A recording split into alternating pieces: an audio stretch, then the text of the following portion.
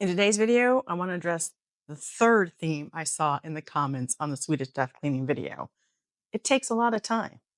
I'm going to help you flip the narrative on this and give you 5 tips that I use to get started and keep going.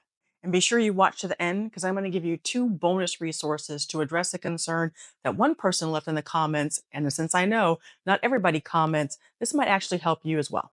Let's be real here. You didn't make this clutter in one day, and you are not going to be able to clean it up in one day. Swedish death cleaning, to me, it's not about a race to the finish. It's a process, a lifestyle change, something that we need to start and keep on going. It's not a one and done situation. So I know for me, giving this an end date, I'd be setting myself up for failure because we're all human beings. We're going to continue to live. Our styles will change, our weight will go up and down, things will break, we'll have to replace them, we'll receive gifts, we'll buy things on impulse. We always do. And so that is why this is more about not trying to live a minimalist lifestyle and living on nothing, but trying to find that happy balance and that medium with making sure that your house is comfortable, safe, and decluttered. So our very first attempt at decluttering was in 2011 when we downsized from the McMansion into a house that was half its size. And we made a pact at that time that once we fit everything from the McMansion that would fit in here and we got rid of everything else, that we would be really diligent about if something came in, something had to leave to make room for it. And you guessed it, life started lifing and we stopped decluttering, but we never got to the point of what we had to tackle at our in-laws, excuse me, at my in-laws, his parents. And we made a pact again in 2023. We weren't going to let this happen again. So we started decluttering again, and we have to do it in small spurts because life still lifes. It's not about trying to declutter all 1,400 square feet in one weekend because that would set us up for failure. We have jobs, we have parents to take care of, we have other family members that need us, and we also have to take care of ourselves. So here are the 5 tips that I use to get started and keep going. Number 1, start small.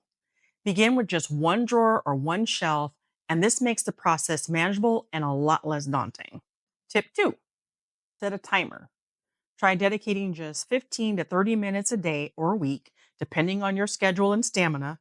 You'd be surprised at how much you can accomplish in short bursts. Tip 3, reflect on memories. As you sort through items, take the time to reminisce. This isn't going to be about getting rid of everything. You can honor your memories and be attached to them, and that'll help you really decide what brings you joy, what you want to keep, what you want to pass down.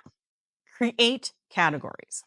Organize items into categories such as what you want to keep, what you want to donate, what you want to sell, what you may want to give away to friends and family, or toss. And this will help you streamline the decision making process. And tip 5, bring in reinforcements. Invite family and friends over to join you, and it can make the experience more enjoyable and help you find support. When we were sorting through my in law stuff, being able to be there as a sounding board to my husband helped him realize some sentimental things should stay and some things really aren't that sentimental once you start talking through it. And now for those bonus resources.